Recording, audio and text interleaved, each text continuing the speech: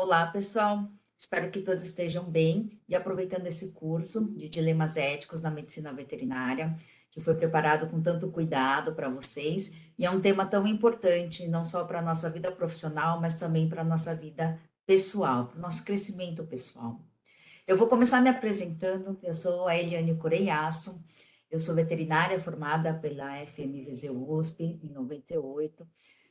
A maior parte da minha experiência profissional é na indústria veterinária. Eu já trabalhei na farmacêutica, na indústria de pet food e atualmente eu atuo na indústria de biotecnologia, mais precisamente no mercado de diagnóstico veterinário. Eu sou mãe orgulhosa de um menino de 11 anos, sou vítima de violência doméstica.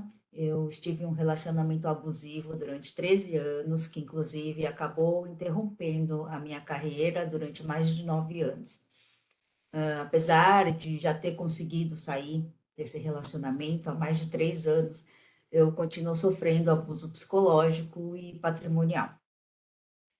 Inclusive, eu me coloco à disposição para quem quiser conversar sobre esse tema, e aí, inclusive, vocês vão ter na tela o meu WhatsApp, né, e o meu e-mail. Eu só peço uma gentileza que no primeiro contato por WhatsApp, que seja por mensagem, porque é difícil para mim atender ligações, né? E para mim ficar mais fácil quando eu recebo mensagem por WhatsApp e para eu retornar, tá bom? Mas com todo prazer, assim, estou totalmente à disposição para quem quiser conversar. Minha intenção hoje é compartilhar com vocês as minhas experiências e o meu ponto de vista como colaboradora mesmo, na área de diversidade, equidade e inclusão. Então vamos lá. Como promover a diversidade e inclusão para atingir a equidade na medicina veterinária? Eu vou começar definindo o que é diversidade, né? Diversidade é qualidade de diverso, variedade, multiplicidade, né?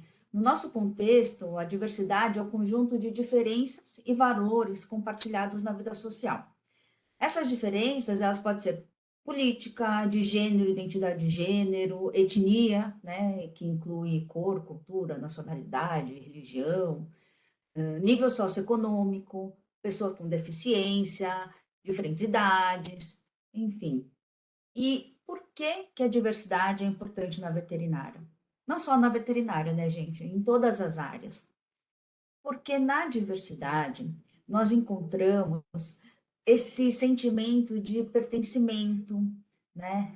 Esse sentimento de pertencimento nos traz uma sensação de segurança, de acolhimento, e isso permite que a gente se sinta à vontade para criar, aprender, né? Possibilita trocas de experiências e aumenta a nossa capacidade de inovar. Faz com que a gente seja mais produtivo na nossa organização. Legal. Então, Eliane, qual que seria aí uma situação ideal de diversidade em uma organização? O ideal é que essa diversidade ela corresponda à diversidade do seu entorno, do seu público, né? Em que a sua organização, em que a gente está inserido. Por exemplo, que eu tenha uma representatividade equivalente à população do país, né? Se nós somos brasileiros veterinários e a nossa população é de 50%, mais de 50% negra, o ideal seria ter uma porcentagem próxima a essa de veterinários negros no mercado. Se 60% da população é do gênero feminino, então o ideal é que 60% da liderança em qualquer organização seja ocupada por mulheres, né? Isso que a Magazine Luiza, por exemplo, tenta cumprir quando ela lança aqueles programas de trainee só para negros ou só para mulheres negras, né? A seriedade com a qual a Luiza Trajano ela trata isso na empresa dela, essas questões, né, de diversidade, inclusão, equidade, é inspiradora, assim. Ela é um exemplo, né, de executiva. Então, se 14% da população brasileira tem deficiência, o ideal é que também na veterinária a gente tenha 14% de veterinários com deficiência. Se 7,5% da nossa população é LGBTQIA+, então 7,5% dos veterinários ou do quadro de funcionários de uma organização deveria também ser LGBTQIA+. E então, vamos lá, o que é inclusão?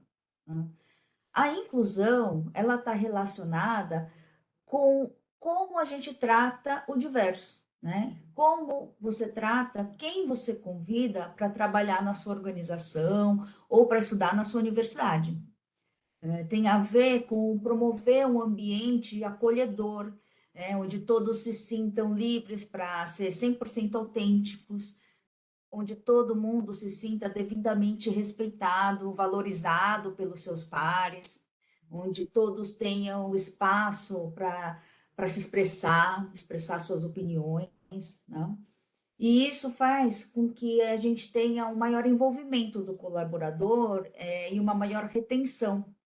É fácil a gente convidar, a gente contratar, né? O complicado é reter esses profissionais para poder manter a diversidade em todos os níveis hierárquicos da organização.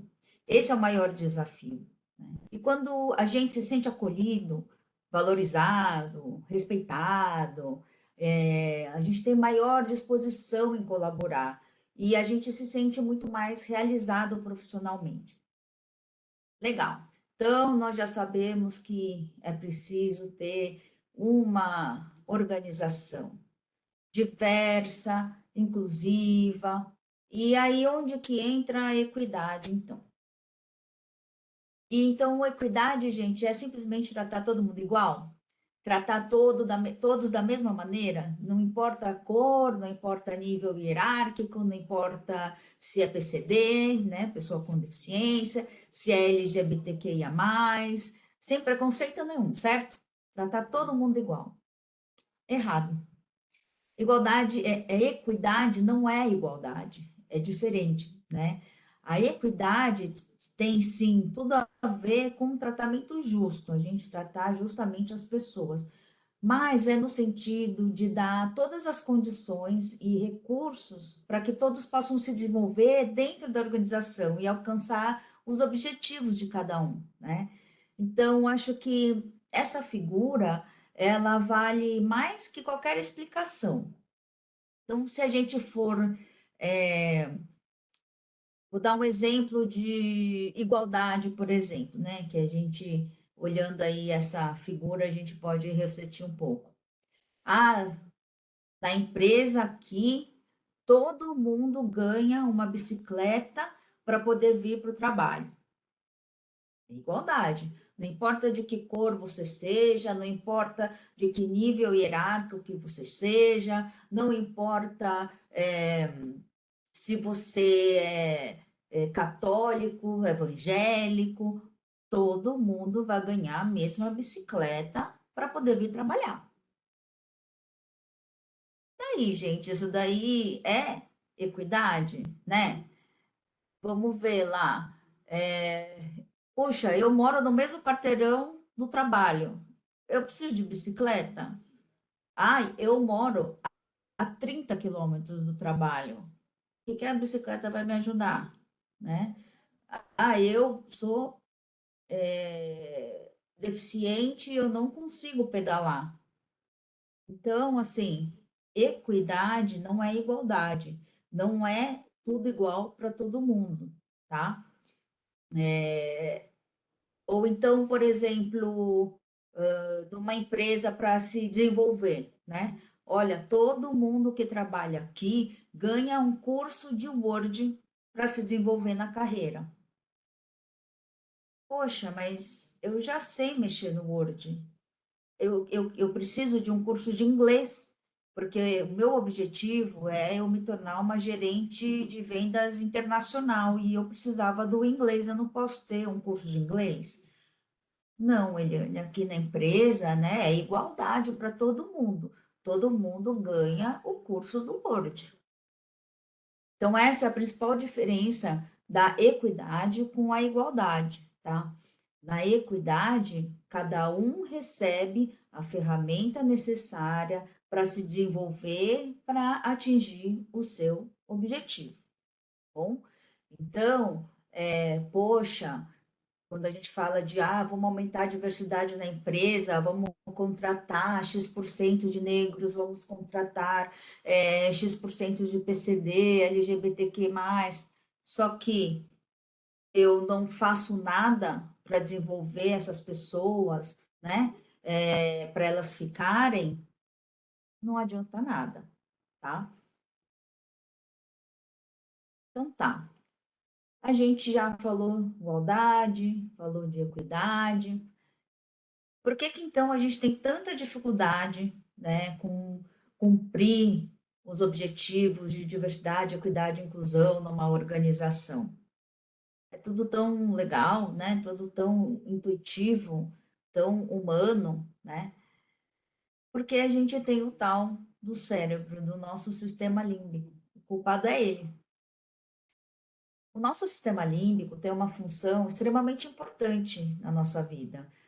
Em uma visão assim simplificada, ele é o responsável por automatizar vários processos do nosso dia a dia e facilitar a nossa vida. Então, quando a gente está aprendendo a dirigir, tudo é um estresse, né? A gente tem que olhar o espelho, a gente tem que lembrar de controlar a embreagem e o acelerador, aí a gente tem que mudar a marcha, e tudo, assim, a gente só consegue prestar atenção nisso e é aquele estresse todo. Quando você já passa um tempo, já tem prática, já está dirigindo já há bastante tempo, aquilo se tornou uma coisa automática. E aí, depois, enquanto a gente está dirigindo, quando já tem essa prática, a gente consegue dirigir, a gente já não consome toda a nossa atenção, né? Toda a nossa energia. A gente consegue prestar atenção na paisagem, a gente consegue ouvir um audiolivro, a gente consegue ficar de olho no filho que está atrás ali para ver se não está fazendo nada de errado ou que vai se machucar, acalmar o gatinho que está na caixa de transporte do lado, aqui no banco da frente, né? E então ele é um grande aliado nosso. Ele automatiza vários desses nossos processos, das nossas experiências, né, do nosso aprendizado, e tal. Só que ele também ele está linkado com os nossos instintos mais antigos, né, das épocas da caverna. Então, por exemplo, o instinto de sobrevivência. E isso está diretamente relacionado com os nossos preconceitos, por exemplo. Os preconceitos, eles podem ser conscientes ou eles podem ser inconscientes também. Quando a gente fala de diversidade, equidade e inclusão, vocês sempre vão ver, ouvir discussões sobre os tais vieses inconscientes, né? Sempre está associado a esse termo. E aí, o que é, então, um viés inconsciente, né? O viés inconsciente são os vieses, são essas crenças, esses pressupostos, essas atitudes que a gente aprende através das experiências que a gente já teve ou das histórias que a gente cresceu ouvindo, né? Que são ativados involuntariamente, gente, involuntariamente, tá? É inconsciente, tá? Ele é ativado e acontece e ninguém tem culpa por ter esses vieses. E todo mundo tem, tá bom? A culpa é do mecanismo automático do nosso cérebro, tá? O ponto mais importante de tudo isso é que eles podem ser combatidos, apesar de eles serem involuntários, eles podem ser combatidos, graças a Deus, né? Então, para o nosso sistema límbico, devido a todas as vivências, histórias, desde os primórdios das cavernas, nosso sistema límbico, ele acaba associando tudo que é muito diferente da nossa realidade, né, em aparência, ele acaba associando isso a uma ameaça, tá? Por mais conscientemente que a nossa boca fica repetindo para nós mesmos, em alto e bom som, para todo mundo ouvir também, que o que a gente quer é diversidade, que não tem o preconceito, né? O nosso sistema límbico, independente da nossa vontade, tá? Pode associar que é diferente a uma ameaça, né? E isso influencia na maneira que a gente interage com os outros e na maneira que a gente toma decisões também. Porém, existe também uma coisa muito positiva, tá? Não tá tudo perdido, né? O que o nosso cérebro tenta fazer, na verdade, é satisfazer ou proteger as nossas necessidades básicas, o que ele classifica como necessidade básica para nossa própria sobrevivência, por exemplo. Então, uma das coisas que o nosso sistema límbico classifica como necessidade básica é a equidade, é o tratamento justo, né? É instintivo para o nosso cérebro identificar qualquer traço, qualquer indicativo, por mais leve que seja, de injustiça. Nossa, a gente é capaz de captar qualquer traço de injustiça, de longe, né? Isso graças ao sistema límbico. Isso é muito bacana. Eu não sei se vocês vão se lembrar de um vídeo que rodou aí no Facebook. Era de uma campanha de igualdade salarial entre gêneros, né? E aí eram vários pares de crianças, sempre um menino e uma menina, tinham várias idades, né? De pequenininho a maiores, e eles davam dois potes, tinha uma sala com dois potes, num pote tinha bola azul, num pote tinha bola rosa, eles jogavam todas as bolas no chão e eles davam a tarefa para os dois para pegar, recolher todas as bolas e colocar de volta cada cor em um pote. E no fim, quando tivesse realizado a tarefa, eles iam receber uma gratificação. Aí passa então, né, as várias duplas trabalhando, cada um com a sua estratégia. E aí, quando eles terminavam a tarefa, vinha a pessoa, um adulto, entregava a gratificação, era um copo para cada um, cheio de pedra, uma coisa que não tinha valor, cheio de pedra. Só que o copo dos meninos estava cheio e o copo das meninas era tipo um terço menos, mais vazio. E aí as crianças ficavam inconformadas. Não só as meninas, os meninos também não achavam nada justo, não aceitavam aquilo, né? Então, para a gente ver que, assim, desde pequenininho, a gente tem esse instinto de justiça, né? A gente não tolera a injustiça. É, o nosso cérebro, o nosso sistema límbico, instintivamente, ele defende, né? E ele protege a gente da injustiça. E aí, isso quer dizer que o nosso cérebro, ele classifica a equidade como uma necessidade básica, tá? Legal. Então, aí a gente já viu que o sistema límbico é o grande culpado, existem aí os vieses, e como eu disse, os vieses a gente tem como combater, né? E aí, o que é que a gente ganha ao combater esses vieses, né?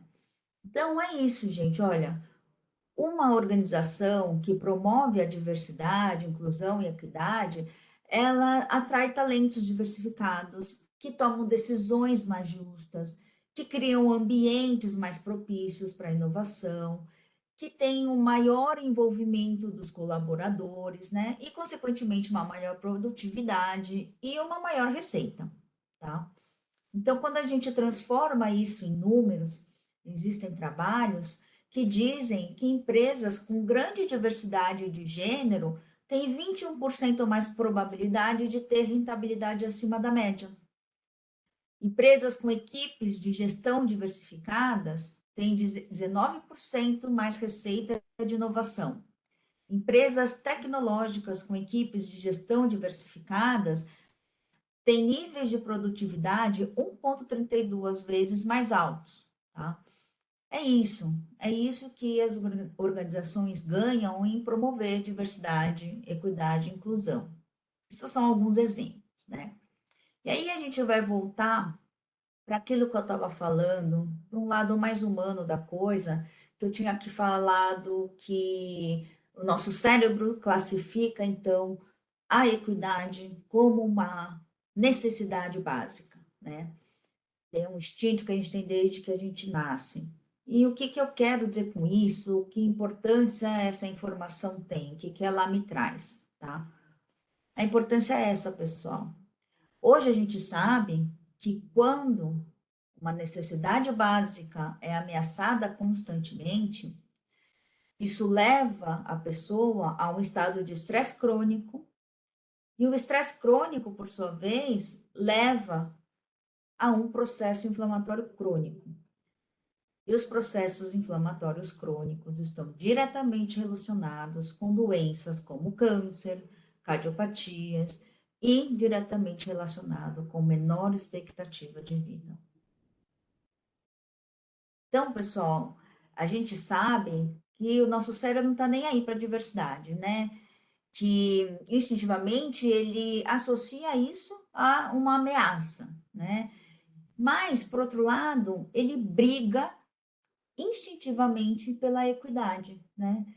Ou seja, o nosso foco, ele tem que ser na equidade, né? A gente tem que parar de dar murro em ponto de faca e ficar martelando em diversidade, diversidade, diversidade, e empacar aí nesse assunto logo no primeiro passo, na primeira barreira, sabe? A equidade, gente, é uma questão de saúde. A gente está falando de expectativa de vida, né? A diversidade nada mais é, no final das contas, que uma métrica que a gente usa para entender onde a gente está e para onde a gente quer ir, né? A gente sabe já que ter cérebro significa ter vieses e que a gente age instintivamente contra a diversidade, mas a favor da equidade, né? Então, vamos aproveitar isso, essa informação que agora a gente tem, para parar de dar murro em ponto de faca e vamos substituir, né, as nossas conversas de diversidade por conversas sobre equidade. Vai ser uma coisa mais natural, vai ser uma coisa mais absorvida mais facilmente pelas pessoas, né? Todo mundo quer justiça, tá? E aí eu pergunto, como é então que a gente faz para alcançar a equidade, né? Como que a gente pode ou promover, pelo menos, isso no nosso entorno, né? Para a gente alcançar metas desafiadoras, é muito importante que os objetivos sejam claros, mensuráveis e temporais. Tem que ter um prazo determinado, tá? A gente tem que comunicar claramente os objetivos, né? Essa comunicação tem que ser feita de maneira muito clara, de cima a baixo na organização. A alta direção, gente, ela tem que estar extremamente comprometida com esses objetivos, né? Esses objetivos, eles têm que fazer parte do DNA da empresa, né? A cultura da empresa, né? A alta direção, ela tem que dar exemplo. Então, a gente pode replicar essa cultura na empresa, em todos os níveis, né, de várias formas, através de treinamento, fazendo reuniões frequentes com as equipes, praticando uma liderança inclusiva, discutativa, tá? Cada um tem que contribuir com a sua parte, né? O autoconhecimento, a informação, né, para combater os nossos próprios vieses, né? A gente tem vieses, né? A gente tem que ser humilde para reconhecer que nós temos nossos próprios vieses, né? Inclusive ser aberto e humilde para receber os feedbacks das minorias, né? Um livro que se chama White Fragility fala muito bem sobre isso. É um livro, até uma leitura que eu recomendo demais, né? No fim da aula, vai ter nas referências aí os estudos todos que eu comentei e também esse livro, tá? A mudança começa com a gente reconhecendo nossos próprios vieses, combatendo nossos próprios vieses e mudando o nosso entorno, o ambiente onde a gente trabalha, o ambiente em casa. Existem outras maneiras também de promover a diversidade, equidade e inclusão, né, através, por exemplo, das comunidades nas redes sociais. A gente tem, por exemplo, aí a Afrovet, né? A Afrovet é uma comunidade de veterinários negros que criou aí uma comunidade no Facebook, no Instagram, e tem uma rede no WhatsApp que é super interessante, inovadora, que chama Vet Pretos BR, que é para indicar veterinários negros para quem quer, veterinário, tá procurando, né, veterinários negros aí. E tem os coletivos, por exemplo, o coletivo feminista da FMVZ, da USP, né? O coletivo Ercília Cobra. Tem a Amar Mais Vet, que é uma comunidade de vets LGBTQ+. E aí, existe também outros tipos de comunidades, que são as comunidades que surgem dentro das organizações, que são lideradas por colaboradores, né? Como é o caso da Shades e da Pridex, que são comunidades que eu participo ativamente. E aí, o objetivo dessas comunidades, né, dentro das empresas, é promover, criar um espaço seguro de suporte para as minorias, né? Trocar experiências, para poder dar suporte, ajudar a empresa a entender as necessidades dessa minoria, ajudar a empresa a promover a diversidade, a equidade e inclusão, com as sugestões que vêm da comunidade, né, com o que a comunidade reporta de necessidade. A Shades, por exemplo, é uma comunidade que é ligada a questões antirracistas, né? Nós promovemos reuniões com membros que trabalham, né, na AIDS em diversos países ao redor do globo. A gente promove bate-papos com líderes pertencentes a essas minorias, né, para que eles troquem as suas experiências, contem como eles superaram as questões do racismo durante a jornada deles para essa liderança, né? Essas comunidades também, através dela, a gente pode promover treinamentos, né? Então, a Pridex, por exemplo, é uma comunidade LGBTQIA+, a gente faz esses treinamentos de não binário e transgêneros para os novos funcionários que estão entrando, né? É uma maneira que a gente achou de contribuir para que o ambiente seja mais inclusivo, né, para essa minoria. E nesse momento, por exemplo, que estou super feliz, uma coisa recente que aconteceu lá na IDEX, Latinoamérica, é que através, né, das comunidades, a gente conseguiu dar o primeiro passo e com o RH estamos desenvolvendo um questionário que vai ser respondido de forma voluntária sobre identidade de gênero, orientação sexual, etnia, idade, e justamente para começar aquilo que eu falei, para a gente entender qual é a situação hoje e a gente poder traçar os objetivos, onde a gente quer chegar e quando, né? E aí eu fiquei super feliz com isso, porque é uma coisa que vocês sabem que no Brasil nem o IBGE consegue fazer de uma maneira adequada, né? E a gente tem muita dificuldade para ter esses dados. Então, na IDEX Latinoamérica a gente vai ter e eu estou muito orgulhosa disso daí. Bom, gente, agora nesses slides a seguir eu deixo aí as referências dos trabalhos, né? Que eu comentei, citei, os números, as porcentagens, aí o que a gente ganha combatendo os vieses, o livro, White Fragility. Então, novamente, gente, eu me coloco à disposição através dos meus contatos para a gente falar sobre diversidade, equidade e inclusão, violência doméstica, comunidades, tá? Qualquer dúvida, se de repente eu puder ajudar. Aproveito para agradecer novamente a todos da coordenação do curso pela oportunidade de estar aqui hoje e eu espero realmente ter contribuído um pouco com essas experiências sobre o tema. Muito obrigada.